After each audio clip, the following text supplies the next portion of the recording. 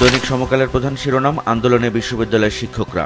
এই খবরে বলা হচ্ছে, আজ থেকে চাকরিতে যোগদানকারীরা সর্বজনীন পেনশন কর্মসূচি প্রত্যয়ের আওতায় আসছেন, কিন্তু এর বিরোধিতা করে আন্দোলন করছে বাংলাদেশ বিশ্ববিদ্যালয় শিক্ষক সমিতি ও ফেডারেশন। অন্যদিকে সিদ্ধান্তটি বাস্তবায়নে অটল সরকার। সমকালের আরেকটি শিরোনাম রামচন্দ্রপুর খালে রাম রাজত্ব। এই খবরে বলা হচ্ছে, সাদিক আগ্রহ উচ্ছেদ হলেও রয়ে গেছে শত শত দখলবাজ, আছে আবাসন প্রকল্প, রাজনৈতিক কার্যালয়, সঙ্গীত স্কুল। খালের উপর বিশ্ববিদ্যালয় আছে, স্থাপনা বানিয়ে টাকা নেন স্থানীয় কাউন্সিলররা। হলি আর্টিজান হামলার ৮ বছর পূর্তি উপলক্ষে সমকালের সংবাদের শিরোনাম, কারাবন্দী চাঞ্চল্যকর মামলার আসামিদের দাওয়াত জঙ্গিদের। এই খবরে বলা হচ্ছে, হামলার ৮ বছর পূর্তিতে সমকালের অনুসন্ধানে বেরিয়ে এসেছে দুর্ধর্ষ উগ্রবাদী নব্য জেএমবি এখন ৫ জনের নেতৃত্বে অনলাইনে সক্রিয়। জাতীয় সংসদে শিক্ষা ব্যবস্থায় ব্যাপক দুর্নীতির অভিযোগ তুলেছেন বিরোধী দল জাতীয় পার্টির ও একাধিক স্বতন্ত্র এমপি। এই খবরটি সমকাল দিয়েছে, যার শিরোনাম, শিক্ষা খাতে ব্যাপক দুর্নীতি, টাকা ছাড়া কিছুই হয় না। এই খবরে বলা হচ্ছে, সংসদ সদস্যরা অভিযোগ করেছেন শিক্ষা ব্যবস্থায় অনিয়ম, দুর্নীতি, বৈষম্য লেগেই আছে, যা ভাষায় প্রকাশ করা যায় না। টাকা ছাড়া কিছুই হয় না। এমপি ভুক্তির জন্য টেবিলে টেবিলে টাকা দিতে হয় বলেও তাদের অভিযোগ। এটি গতকাল বাজেট অধিবেশনে শিক্ষা মন্ত্রণালয়ের মঞ্জুরি দাবির বিরুদ্ধে ছাঁটাই প্রস্তাবের আলোচনায় এসব অভিযোগ তুলেছেন জাতীয় সংসদের সদস্যরা। দৈনিক প্রথম আলো এর প্রধান শিরোনাম, নতুন পেনশনে বিশ্ববিদ্যালয়ের শিক্ষকদের সুবিধা কমবে।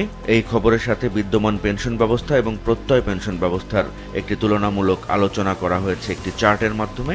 আর খবরে বলা হচ্ছে, বিশ্ববিদ্যালয়ের শিক্ষকদের প্রত্যয় কর্মসূচিতে আনা হয়েছে, প্রতিবাদে আজ থেকে কর্মবিরতি, ক্লাস পরীক্ষা বন্ধ। হলি আর্টিজানে হামলার ৮ বছর পূর্তি উপলক্ষে যে সংবাদটি করেছে প্রথম আলো, তার শিরোনাম, আনসার আল ইসলাম তৎপর, অন্যরা স্তিমিত। এতে বলা হয়েছে, দৃশ্যমান জঙ্গি তৎপরতা কমেছে, কার্যক্রম বেড়েছে অনলাইনে, নতুন সদস্য সংগ্রহ, প্রশিক্ষণ চলছে পুরোদমে। প্রথম আলোর আরেকটি খবর, জেল পালানোর ঘটনার তদন্ত হয়, শাস্তি শুধুই বদলি। এই খবরে বলা হচ্ছে, তদন্তে শাস্তির সুপারিশ থাকলেও বেশিরভাগ দোষীকে সতর্ক ও বদলি করা হয়। কয়েক মাস যেতে না যেতেই প্রভাব খাটিয়ে তারা ফিরে আসেন। প্রথম আলোর শেষ পাতার একটি খবর, অপ্রয়োজনে অ্যান্টিবায়োটিক পান ৭৫% করোনা রোগী। এটি করোনা মহামারী নিয়ে একটি খবর, যাতে বলা হচ্ছে, করোনা চিকিৎসায় অ্যান্টিবায়োটিকের ভূমিকা কম, অথচ রোগীদের যথেচ্ছ অ্যান্টিবায়োটিক দেওয়া হয়েছিল। এই খবরের সাথে একটি উদাহরণ দেওয়া হয়েছে, যাতে বলা হচ্ছে, খুলনা মেডিকেল কলেজ হাসপাতালে ১০০% রোগী অ্যান্টিবায়োটিক পেয়েছিলেন। দৈনিক যুগান্তরের প্রধান শিরোনাম, এনবিআরের ২ কর্মকর্তার দুর্নীতি, ফয়সালকে বগুড়ায় বদলি, হদিস নেই মতিউরের। যুগান্তরের অন্য আরেকটি শিরোনাম, প্রত্যয় স্কিম বাতিলের দাবি, সব পাবলিক বিশ্ববিদ্যালয়ে শিক্ষকদের কর্মবিরতি। এই খবরে বলা হচ্ছে, অনির্দিষ্টকালের জন্য ক্লাস ও পরীক্ষা বন্ধ। সর্বজনীন পেনশন সরকারের নির্বাহী বিভাগের সিদ্ধান্ত, মন্ত্রণালয়ের কিছু করার নেই, এমনটি জানিয়েছেন শিক্ষামন্ত্রী। দৈনিক কালবেলা এর প্রধান শিরোনাম, এনবিআর সফটওয়্যারে ভয়াবহ জালিয়াতি। এই খবরে বলা হচ্ছে, ভুয়া এলসিতে প্রায় অর্ধশত লগইনের প্রমাণ মিলেছে, কর্মকর্তাদের পাসওয়ার্ড ও আইডি ব্যবহার করা হচ্ছে, ৬ মাসে শতাধিক পণ্য চালান বেরিয়ে যাওয়ার শঙ্কা। এই খবরে তারা বলছে, কাস্টমসের অগোচরে এসব পণ্য খালাস হয়েছে। কালবেলার অন্য আরেকটি খবর, বিএনপির অগ্রাধিকারে খালেদা জিয়ার মুক্তি। এই খবরে বলা হচ্ছে, জাতীয় নির্বাচনের পর বিক্ষুব্ধভাবে কিছু কর্মসূচি পালন করলেও এবার গুরুতর অসুস্থ খালেদা জিয়ার মুক্তির দাবিতে জোরালোভাবে মাঠে নামতে চায় বিএনপি। আজ দেশব্যাপী মহানগরে সমাবেশ।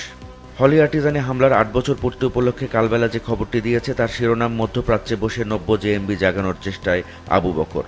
১ বছরে ৩১৫ জঙ্গি জামিনে মুক্ত, নব্য জেএমবিরই ৭০ জন আছে তার মধ্যে। তলে তলে সক্রিয় জঙ্গিদের অন্য সংগঠনগুলো। এখন উদ্বেগের কারণ আনসার আল ইসলাম। হাতে রয়েছে বাংলাদেশ প্রতিদিন, যার শিরোনাম, পাবলিক বিশ্ববিদ্যালয় শাটডাউন, প্রত্যয় পেনশন স্কিম বাতিলের দাবি শিক্ষকদের, আন্দোলনে কর্মকর্তা কর্মচারীরাও।